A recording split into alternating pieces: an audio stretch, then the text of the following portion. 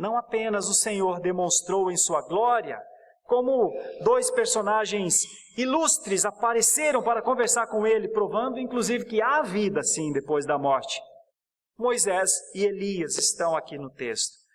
Moisés representando a lei, Elias representando os profetas. Então, naquele momento, o sacerdote, os profetas, a lei. Eram mais do que 3 homens no monte, meus irmãos. Era um conceito redentivo no monte, meus irmãos. Moisés, aquele cujo corpo Deus reclamou para si, está escrito no livro de Judas, morto há mais de 1480 anos atrás. E Elias, aquele que não passou pela morte, foi trasladado, está escrito no 2º livro dos Reis, há mais de 900 anos atrás. Moisés e Elias foram vistos vivos e conversando por 3 homens. Sobre o que conversavam?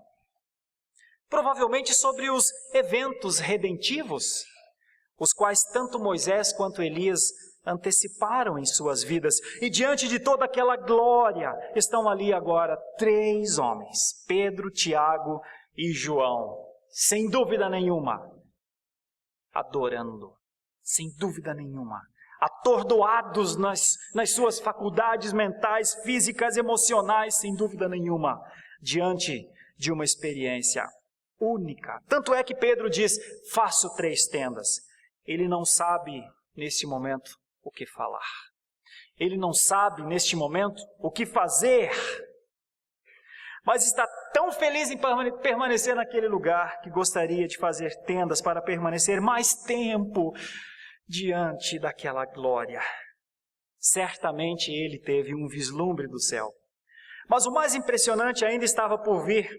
Mateus diz que falava ele ainda quando uma nuvem luminosa os envolveu. E eis que veio uma voz dos céus que dizia, este é o meu filho amado em quem me comprazo, a ele ouvi. Luz sobre a luz. Uma luz ainda maior se apodera deste local através da nuvem luminosa e aquela voz inconfundível soa de novo. Já havia soado uma vez. Este é o meu filho amado, no seu batismo. A mesma está de novo aqui, confirmando o ministério do Rei dos Reis, bem como o amor do Pai por esse Filho tão amado. Jesus Cristo, querida Igreja Presbiteriana de Santo Amaro, não é igual a Moisés, e não é igual a Elias, ou qualquer outro homem. Por isso, Jesus Cristo não caberia dentro da terceira tenda. Como Deus não cabia dentro do templo que Davi queria levantar. Ele é superior a todas as criaturas. Ele é o Salvador dos homens. Ele não é a lei. Ele não é só mais um profeta. Moisés foi um servo bom e fiel em tudo o que fez. E Elias foi um dos profetas mais ousados na defesa das verdades eternas. Mas Jesus era infinitamente superior a eles. A lei e os profetas apontavam para ele, apontavam para o Salvador de Moisés e de Elias. Então, quando Pedro vê aquilo, imagina um nível igual para os 3. Mas não, Jesus é um nível superior aos outros 2.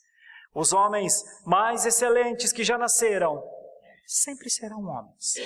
Não deixemos de honrar e de amar os homens, os nossos patriarcas, os profetas, os apóstolos, os mártires, os pais da igreja, os reformadores, os anônimos valorosos que hoje dão aula numa escola bíblica dominical. No entanto, lembremos que todos estiveram e estão, ou estão, debaixo das limitações da vida, debaixo do pecado, e precisam ou precisaram de um Salvador. Um rei esplendoroso que governou ou que governa a sua vida. Nenhum pode mediar nossa relação com Deus, porque somente Jesus é o Filho em quem o Pai se compraz, disse 2 vezes, e manda que ouçamos, disse Paulo depois ainda aos Romanos. Várias vezes, mas uma de maneira mais especial do que todas. Se com a tua boca confessares, se com o teu coração creres que Ele foi enviado, que Ele é o Filho de Deus e foi enviado, e foi ressurreto ao 3º dia, será salvo.